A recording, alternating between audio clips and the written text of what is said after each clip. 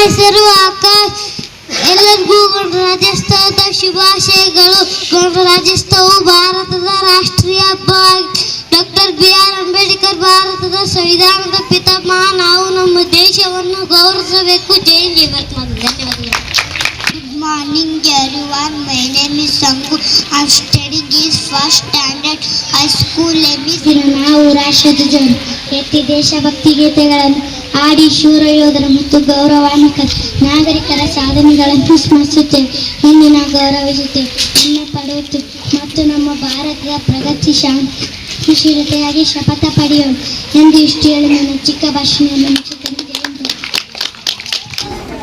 ಸಂವಿಧಾನದ ರಚನೆ, ಜಾರಿಗೆಗೊಳಿಸುವುದು ಇವೆಲ್ಲದರ ಕುರಿತು ತಮ್ಮ ತೊದಲುನುಡಿಗಳ ಮುಖಾಂತರ ವೇದಿಕೆಯಲ್ಲಿ ಹಂಚಿಕೊಂಡಿದ್ದಾರೆ. ನಿಮ್ಮೆಲ್ಲರಿಗೂ ಗೊತ್ತಿರುವಂತೆ 47 ಇಸ್ವಿಯಲ್ಲಿ ದೇಶ ಸ್ವತಂತ್ರಗೊಳ್ಳುತ್ತದೆ.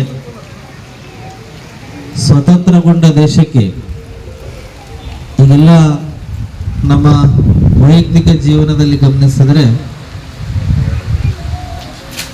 ಒಂದು ಮನೆ ಕಟ್ಟೋದು, ಒಂದು ಹೊಲವನ್ನು ನಮ್ಮದಾಗಿಸಿಕೊಳ್ಳುವುದ ನಿಟ್ಟಿನೊಳಗಡೆ ಒಂದು ಬೌಂಡ್ರಿ ಅಂತೀವಲ್ಲ, ಹೊಲಗಳಿಗೆ ಹೆಂಗೆ ಒಡ್ಡು ಹಾಕಿರ್ತೀವಿ, ಇಲ್ಲಿವರೆಗೆ ಇದು ನಮ್ಮದನ್ನು ಚೌಕಟ್ಟುಗಳು. ಮನೆ ಅಂತಂದರೆ ಇರುವ ನಮ್ಮ ಜಾಗದಲ್ಲಿ ಅದಕ್ಕೊಂದು ಚೌಕಟ್ಟನ್ನು ನಿರ್ಮಾಣ ಮಾಡಿ ನಾವು ಎಲ್ಲಿ ಅಡುಗೆ ಮನೆಯಲ್ಲಿರಬೇಕು, ದೇವರ ಮನೆಯಲ್ಲಿರಬೇಕು, ಈ ಥರ ಒಂದು ಪ್ಲ್ಯಾನ್ ಮಾಡಿ ನಮ್ಮ ಇರುವ ಮನೆಯನ್ನು ಕಟ್ಕೊತೀವಿ.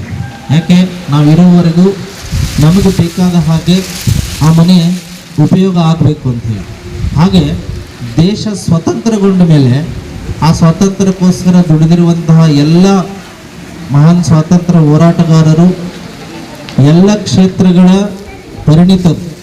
ಈ ದೇಶ ಸ್ವಾತಂತ್ರ್ಯಗೊಂಡು, ಆದರೆ ಇದರ ಬೆಳವಣಿಗೆ, ಇದರ ಭವಿಷ್ಯ, ನಾಗರಿಕರ ಜೀವನ ಇದು ನಡಿಬೇಕಂದ್ರೆ ಈ ದೇಶಕ್ಕೆ ಒಂದು ಚೌಕಟ್ಟು ಬೇಕು. ಇಲ್ಲಿ ಒಂದು ಧ್ವಜಾರೋಹಣ ಮಾಡಿದ್ದೀವಿ, ಆ ಧ್ವಜಾರೋಹಣಕ್ಕೆ ಕಟ್ಟೆಗೆ ಒಂದು ಸುಂದರವಾಗಿ ಕಾಣಲಂತ ಒಂದು ಚೌಕಟ್ಟು ಹಾಕಿದ್ದೀವಿ. ಹಾಗೆ ದೇಶ ಆರ್ಥಿಕವಾಗಿ, ಸಾಮಾಜಿಕವಾಗಿ, ರಾಜಕೀಯವಾಗಿ, ಶೈಕ್ಷಣಿಕವಾಗಿ ಎಲ್ಲ ರೀತಿಯಿಂದ ಬೆಳಿಬೇಕು ಅಂತಂದರೆ ಇದಕ್ಕೊಂದು ಸುಭದ್ರವಾದ ಚೌಕಟ್ಟು ಬೇಕು. ಆ ಚೌಕಟ್ಟೆ ಸಂವಿಧಾನದ ಮೂಲಕ ಈ ದೇಶಕ್ಕೆ ಜಾರಿಗೆ ಬಂತು.